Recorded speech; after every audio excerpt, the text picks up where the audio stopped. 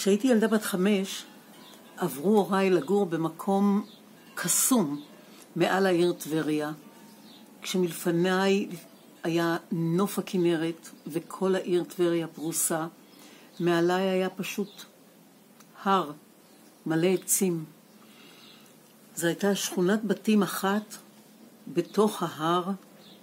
לימים האזור כולו נקרא טבריה עילית, הרחוב שלנו נקרא פלוס 200. הבית הזה היה בית הוריי שביליתי בו 65 שנים. קראו לי דברים קסומים בילדות הזאת, בבית הזה, בנוף הזה, שהוא טבול בתוך ירק, אין בתים מעל, אין בתים מתחת, אושר גדול. שתי חוויות חזקות שהייתי רוצה לשתף בהם, שכנראה שתי החוויות האלה שחזרו על עצמן, סימנו את עצמן ואת מסלול חיי בלי שידעתי. החוויה הראשונה הייתה לצאת מהבית ולעבור, לשכב שעות מתחת לעץ מימוזה עם פריחה צהובה וריח נפלא.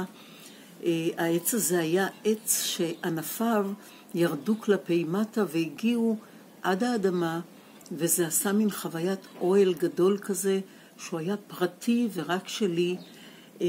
אף אחד לא יכול היה לראות אותי מבחוץ, ואני לא ראיתי אף אחד מבפנים, וזה היה שקט קסום כזה, חוץ מציפורים וצרצרים, אי אפשר היה לשמוע כלום. אני זוכרת את החוויה של לשכב על הגב בשקט, ולהיות, פשוט להיות שם. ילדה בת 5, ואחר כך עם השנים גדלתי, עד גיל 16 הייתי שם יום יום. השכונה גדלה כמובן, והעצי מימוזה התרחקו, אבל זה תמיד היה משהו קסום. חוויה נוספת הייתה בתוך הבית.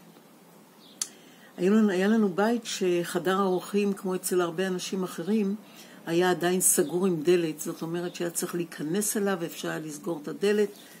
בין 2 ל-4, כשהבית היה בדומיה, וכולם הלכו לנוח אחרי ארוחת צהריים, הייתי פורסת צמיחת פיקה על השטיח, וחיכיתי לשעות האלה, שבהם הייתי שוכבת על הגב, והחוויה הייתה שהגוף שלי גדל וגדל וגדל וגדל, ומתפתח ומתפתח כמו איזה בלון ענק, שהייתי מרחפת איתו.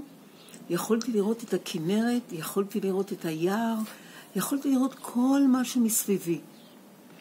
מה שהפתיע שבכל פעם המרחב שיכולתי לראות גדל, ויכולתי לראות אנשים, וזו הייתה מין חוויה שאני יכולה לרחף למעלה ולמטה, להתקרב, להתרחק. ראיתי אנשים שאני לא מכירה, שמעתי קולות שאני לא הבנתי מה הם, אנשים דיברו, אנשים התחבקו, נופים שאני לא מכירה. זה היה כמו איזה סוד כזה שלא יכולתי לספר אותו לאף אחד, כי מי יכול להאמין לחוויה של ילדה בת 5, 6, 7, 8 שמספרת שכל יום היא יכולה לעוף בחלל ולראות מה שבא לה. גם ככה הייתי אומרת לאמא שלי כל מיני דברים, והיא הייתה אומרת, מי אמר לך? מי סיפר לך? למה את מספרת דברים כאלה? אז לספר לה שאני יכולה לעוף ולראות כל מיני דברים? לימים, אני חושבת שעברתי חוויות שלא ידעתי איך לכנות אותם. ויום אחד מצאתי משפט בקריאה חוזרת של הספר, אני חושבת האש שבפנים, או הנשר של קרלוס קסטנדה. והיה שם משפט שדון חואן אומר לקרלוס. הוא דיבר על חוויות, או על רישומן של חוויות חושים בלתי נתפסות. והמשפט הזה תפס אותי כל כך, ואמרתי, זהו, זאת הכותרת למה שאני רוצה לשתף בו. אז המשך יבוא, אני אשתף סיפורים מדהימים שקשה להאמין.